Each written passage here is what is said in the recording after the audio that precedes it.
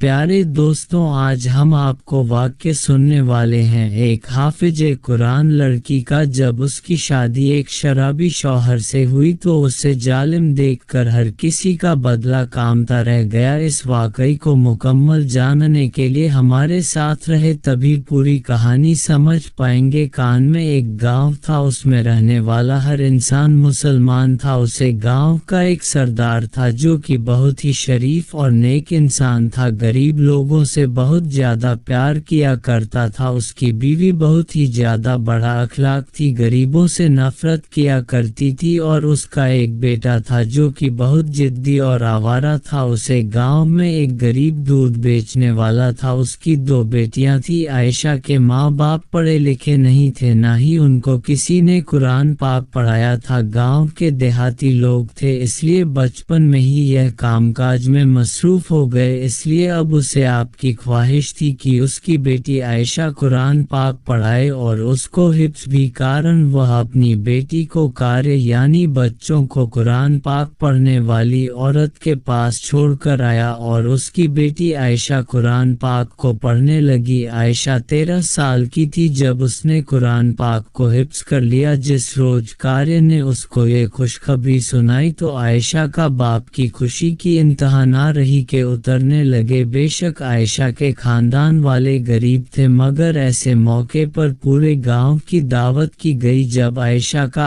آپ اس کو عالم کے پاس چھوڑ کر آیا، تبھی سے اس نے پیسے جوڑنے شروع کر دیے۔ جب میری بیٹی عائشہ قرآن پاک کو حفظ کر لے گی تو میں پورے گاؤں کی دعوت کروں گا۔ پہلے ہی روز عائشہ کے باپ نے پورے گاؤں کی دعوت کی اور سب لوگ اس کے گھر میں آئے، جس میں اسے گاؤں کا سردار بھی موجود تھے۔ کھانے سے فارغ ہو کر گاؤں کے سردار نے عائشہ کو اپنے پاس بلایا۔ عائشہ سردار کے پاس گئی اور اس نے اپنے پاس موجود خالی کرسی پر بٹھایا، اس کے سر پر بڑے محبت سے ہاتھ رکھ وہ دعائیں دینے لگا۔ پھر اپنے جیب سے 1000 کا نوٹ نکال کر اس کے ہاتھ پر، جب 1000 کا نوٹ 10,000 کے برابر تھا، اس نے جیسے ہی وہ پیسے دیکھ اس نے کہا کہ مجھے یہ پیسے نہیں چاہیے، آپ میرے لیے دعا کریں کہ جو میں نے قرآن پاک کی تعلیم حاصل کی ہے اسے پر عمل بھی کر سکوں۔ سردار تو جیسے اسے حافظ قرآن بچی کا باتیں سن کر دل ہی دل بہت خوش ہو رہا تھا۔ اتنی سی عمر میں اتنی اچھی اور پیاری باتیں کرتی ہے، وہ اس کو دیکھ کر ٹھنڈی آئے بہار رہا تھا اور اس کو کہنے لگا کہ اللہ پاک اس کو بھی قرآن پڑھنے کی توفیق عطا فرمائے، اگر وہ نظر پڑھ لے تو میرے لیے بہت بڑی بات ہے۔ قرآن لڑکی نے سردار کی بات سنی اور آمین کہا اور عائشہ وہاں سے اٹھ کر چلی گئی، مگر نہ جانے اسے سردار کو اسے قرآن لڑکی میں ایسا کیا نظر آ رہا تھا، وہ اسے دیکھ کر دل ہی دل میں مسکرا رہا تھا۔ اسے سردار کے پاس اس کا غلام تھا، اس نے پوچھا کہ سردار آپ کیوں مسکرا رہے ہیں؟ سردار نے مسکرا کے سر ہلایا اور کہا کہ کوئی بات نہیں۔ سردار کی عادت تھی وہ کسی کے گھر کا دیر بیٹھا، مگر آج سردار تب تک انتظار کر رہا تھا جب تک سارا گاؤں اپنے گھر واپس نہ چلا گیا۔ شام کو بھی اپنے گھر واپس بھیج دیا اور وہاں خود بیٹھا رہا۔ حافظ قرآن لڑکی کا غریب آپ یہ دیکھ کر بہت زیادہ پریشان ہو گیا اور پیار بھرے انداز میں کہنے لگا، سردار صاحب مجھ سے ناراض تو نہیں جو ابھی تک یہاں بیٹھے ہوئے ہیں؟ سردار نے عائشہ کے باپ کو اپنے پاس بلایا اور کہا میری بات سنو۔ وہ جا کر زمین پر بچھی ہوئی چٹائی کے اوپر بیٹھ گیا۔ سردار نے فوراً اسے اٹھا کر اپنے سامنے کرسی کے اوپر بٹھایا اور قرآن بیٹی کو میری امانت سمجھ کر اس کی پرورش کرو۔ یہ سن کر غریب آدمی حیران اور پریشان ہو گیا اور کہنے لگا کہ سردار آپ کیا کہہ رہے ہیں؟ میں کچھ سمجھ نہیں۔ سردار نے کہا میں چاہتا ہوں عائشہ جیسی حافظ قرآن بچی میرے سرہانے کی بہو بنے، ایسا بیٹی کی پرورش کر۔ ایسے ہی سن کر غریب باپ کی آنکھوں میں آنسو آ گئے، وہ حیرت سے سردار کے چہرے کو دیکھ رہا تھا، سوچ رہا تھا میرے جیسے کیا اوقات کے سردار خاندان کا سمادھی بانو۔ وہ کافی دیر خاموشی سے سردار کو دیکھتا ہے، اس کو خاموش دیکھا تو شاید مجھے اپنی بھیجو، مگر قرآن لڑکی کا غریب باپ سردار کو اس نے فوراً ہی کہا کہ سردار صاحب آج سے میری بیٹی آپ کے، آپ جب چاہے اس کو आकर ले जा सकते हैं। जब उसे गरीब आदमी ने अपनी बीवी को ये बात सुने तो आयशा भी यह बात सुन रही थी। यह सुनकर आयशा रोने लगी और जल्दी से आपके साथ लिपट गई और कहने लगी कि मैं आपको छोड़कर कहीं नहीं जाऊंगी। आप कैसे इस मुझे अपने से अपने गले से लगाए और मेरी प्यार में कौन सा तुझे अभी रुखसत कर रहा हूँ, अभी बड़े साल पड़े हैं, तुम इन बातों को दिल पर मत लो। यह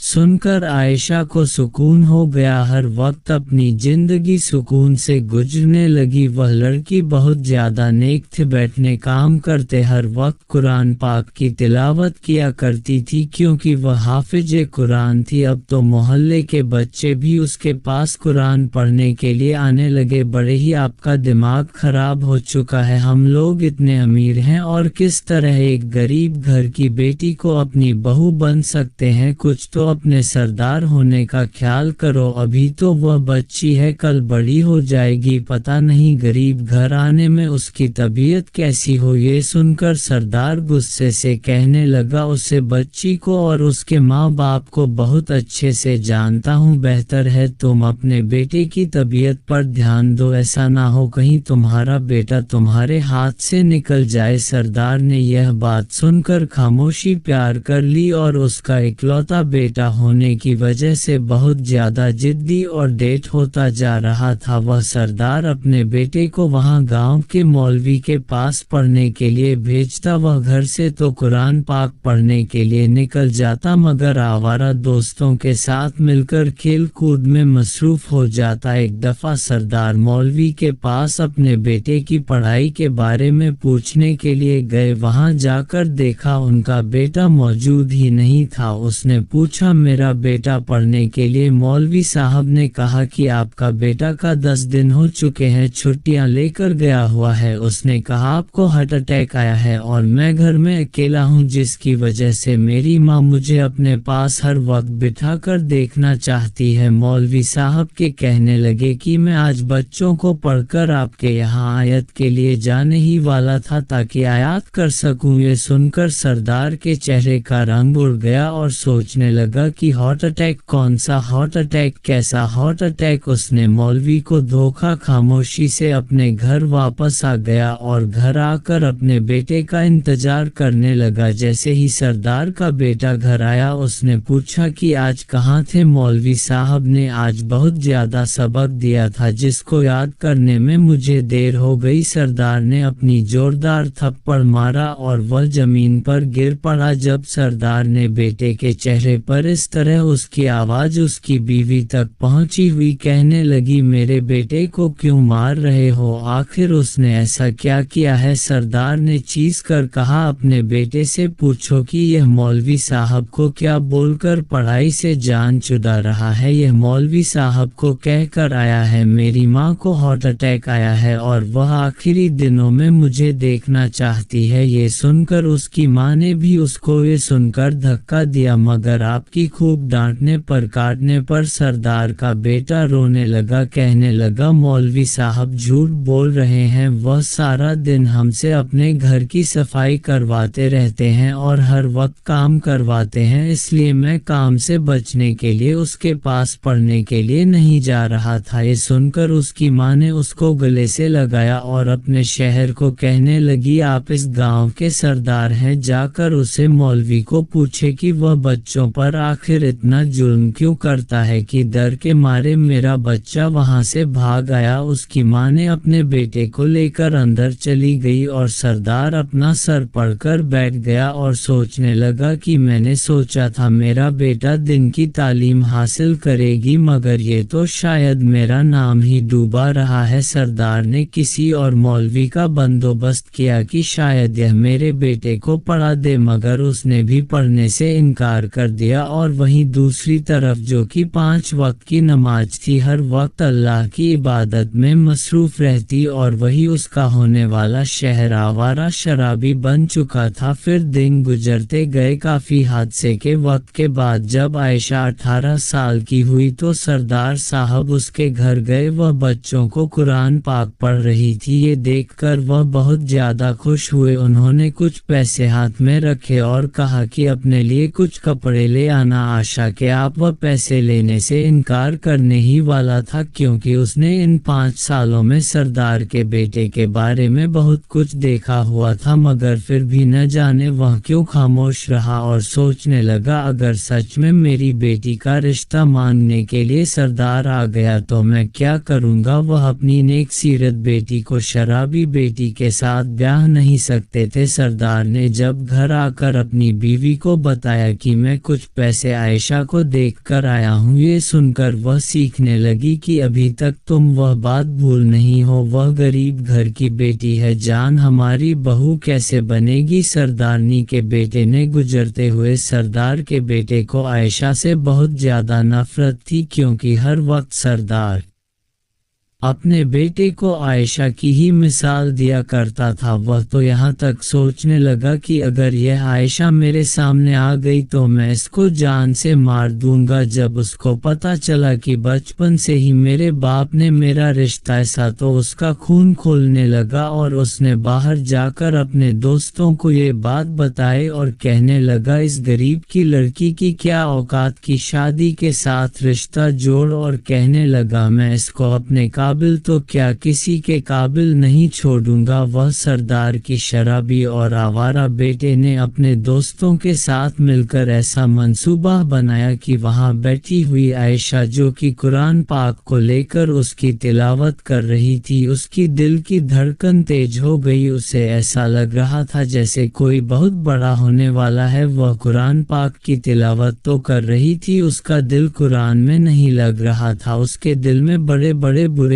خیال آ رہے تھے۔ مغرب کا وقت ہو چکا تھا، اچانک ان کے گھر میں ایک بچہ دوڑتا ہوا آیا اور کہنے لگا کہ ابا کی دکان میں آگ لگ چکی ہے، وہ دکان کے اندر بند ہے۔ جب عائشہ کی ماں نے دوڑتی ہوئی دکان کی طرف چلی گئی، اس کے پیچھے اس کی بہن بھی چلی گئی۔ اب اکیلی عائشہ گھر میں تھی، وہ بھی اپنی ماں کے ساتھ جانے لگی تو اس کی ماں کہنے لگی کہ بیٹا تم یہیں رکو اور اپنے آپ کے لیے دعا کرو، ہم ابھی آ جاتے ہیں۔ عائشہ گھر میں اکیلی تھی، اچانک گھر کی دیوار پھیلا کر گاؤں کے آوارہ اور عیاش لڑکے اس کے گھر میں داخل ہو گئے۔ جیسے ہی عائشہ نے قدموں کی آواز سنی، اس نے پیچھے مڑ کر دیکھا تو اس کی روح لاس گئی۔ وہ لڑکے عائشہ کو دیکھ کر اونچی اونچ ہنس رہے تھے۔ اچانک ان میں سے ایک لڑکے نے باہر سے دروازے کی کنڈی لگا دی، عائشہ باہر جا سکتی تھی۔ وہ بڑی ہمت کر کے ان لڑکوں کو کہنے لگی کون ہو اور یہاں کیوں آئے ہو؟ ان میں سے ایک لڑکا کہنے لگا کہ کچھ نہیں، ہم صرف تمہاری عزت کو تار تار کرنا چاہتے ہیں۔ لڑکے عائشہ کے قریب ہوتے جا رہے تھے اور وہ رو رہی تھی، جیت رہی تھی، چلا رہی تھی اور مدد کے لیے اللہ تعالیٰ کو پکار رہی تھی۔ اتنے میں دروازے میں دستک ہوئی، عائشہ دروازے کی طرف بھاگ باہر سے کھل چکا تھا، کیونکہ آنے والے کو یہ معلوم ہو چکا تھا کہ دروازہ باہر سے بند ہے۔ جیسے ہی دروازہ کھلا، آگے سردار صاحب کھڑے تھے، وہ حیرانگی سے عائشہ کو دیکھ رہے تھے، پھر انہوں نے آوارہ لڑکوں کو دیکھ کر ان کی روح لارا گئی۔ عائشہ بھاگ کر روتی ہوئی سردار کے پیچھے چھپ گئی۔ جیسے ہی ان آوارہ لڑکوں نے سردار کو دیکھا تو وہ ڈر گئے اور بھاگنے لگے۔ سردار نے ایک کسی کا شکل دیکھ لی تھی۔ آہستہ آہستہ یہ بات پورے گاؤں میں پھیل چکی کہ ایک لڑکی گھر میں اکیلی تھی۔ عیاش لڑکے دیوار پلنگ کر گھر میں داخل ہو گئے۔ یہ سب صرف ایک سازش تھی۔ جب سردار تک یہ بات پہنچی کر کو بھڑکنے لگی کہ لڑکی اچھی نہیں ہے، اور پاس بیٹھا سردار کا بیٹا بھی بھڑک اٹھا کہ میں ایسی بڑھ کر لڑکی سے کبھی بھی شادی نہیں کروں گا۔ سردار جب اپنے بیٹے کے منہ سے یہ بات سنی تو حیران رہ گیا کہ آخر میرے بیٹے کو اس بات کا کیسے پتہ چلا۔ وہ بڑی ہی حیرانگی سے اپنے بیٹے کو دیکھ رہا تھا، مگر سردار کے بیٹے نے اپنی کی طرف پیٹ کر کے بیٹھ گیا۔ اگلے ہی روز سردار نے ان آوارہ لڑکوں کو بلایا اور ان کو اتنا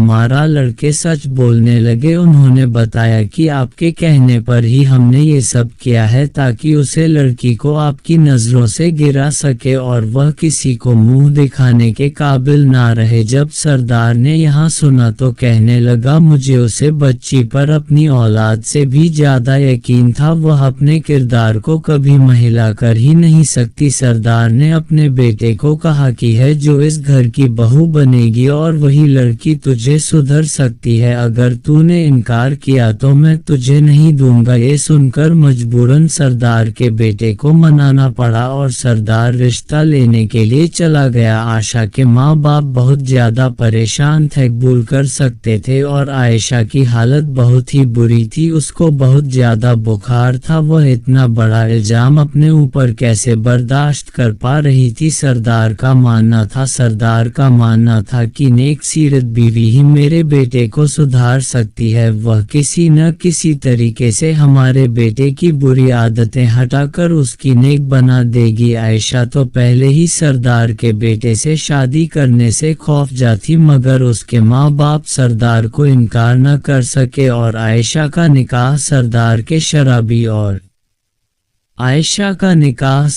کے شرابی بیٹے کے ساتھ ہو گیا۔ ایسا پہلے ہی بہت زیادہ ڈری ہوئی تھی اور وہ سردار کا بیٹا دل ہی دل میں بدلے کی آج لیے عائشہ کو رخصت کر کے گھر لے آیا۔ ابھی تک اس کا شوہر کمرے میں نہیں آیا تھا، وہ تھکی ہوئی ایسے ہی بستر پر لیٹ گئی، آنکھیں بند کر لی۔ اچانک زور سے دروازہ کھلا، سردار کا شرابی بیٹا کمرے میں داخل ہوا، وہ اس کو دیکھ کر فوراً سیدھی ہو کر بیٹھ گئی۔ جیسے ہی وہ لڑکھڑاتے ہوئے قدموں سے اس کے پاس آ کر بیٹھا، اس کے منہ سے شریر قسم کی بدبو آ رہی تھی، وہ ایک ہی جھٹکے سے اس سے دور ہو گئی۔ سردار کا بیٹا اس کو گالیاں دینے لگا اور پھر کئی تھپڑ اس کے منہ پر مارنا شروع کر دیے۔ وہ رو رہی تھی، نہ جانے اسے کون سے گناہ کی سزا مل رہی تھی۔ اس کا شرابی شوہر اس کو مار مار کر جب تھک گیا، وہی اپنے بستر پر آندھی منہ گر پڑا اور سو گیا اور وہاں آئے کم رہی تھی۔ اسے اپنے اللہ سے مدد مانگنے کے سوا کچھ بھی یاد نہیں رہا تھا۔ اس نے کام کے ہاتھوں کے ساتھ قرآن پاک اٹھایا، سینے سے لگایا اور ایک کونے میں بیٹھ کر قرآن پاک کی تلاوت کرنے لگی۔ قرآن پاک کی تلاوت کرتے ہوئے اس کے دل سے خوف کم ہونے لگا اور کمرے سے اگر باہر جاتی تو نہ جانے لوگ اس کے بارے میں کیا سوچتے۔ قرآن پاک کی تلاوت کرنے کی وجہ سے اس کے شوہر کی نیند میں حل آنا شروع ہو گیا اور وہ اٹھ کر بیٹھ گیا۔ اس کو قرآن پاک کی تلاوت کرتے ہوئے دیکھ کر اس کی مزید غصہ آیا اور کہنے لگا کہ بڑی نیک بنی پھرتی ہے، یہ تو مجھے نیچا دکھانے کے لیے پڑھ رہی ہے، تیرے پاس تعلیم ہے اور میرے پاس نہیں ہے، اب دیکھ میں تیرا کیا حشر کرتا ہوں، آج میں تیری جوانی کاٹ دوں گا جس کی وجہ سے میں ساری عمر اپنے آپ سے تنے سنتا آ رہا ہوں۔ وہ غصے سے اٹھا، اس نے ایک چاقو اٹھایا اور چاقو اٹھا کر عائشہ کی طرف چل پڑا۔ عائشہ نے روتے ہوئے قرآن پاک کو اپنے سینے سے لگایا اور اللہ تعالیٰ سے مدد مانگنے لگی۔ تھوڑی دیر میں پورے گھر میں پکار شروع ہو گئی۔ سردار اور اس کی بیوی اپنے کمرے میں سو رہے تھے، سکھوں کی آواز سن کر دونوں میاں بیوی اٹھے اور اسے کمرے کی طرف بھاگ پڑے۔ کمرہ اندر سے بند تھا، ملازموں کو بلا کر کمرے کا دروازہ کھلوایا گیا۔ جب اندر کا حال دیکھا تو ان کی سانس رک گئی، انہوں نے دیکھا ان کا بیٹا زمین پر لیٹ تڑپ رہا تھا، اس کے پاس ایک چاقو گرا ہوا تھا اور وہ کونے میں عائشہ قرآن پاک کو سینے سے لگائے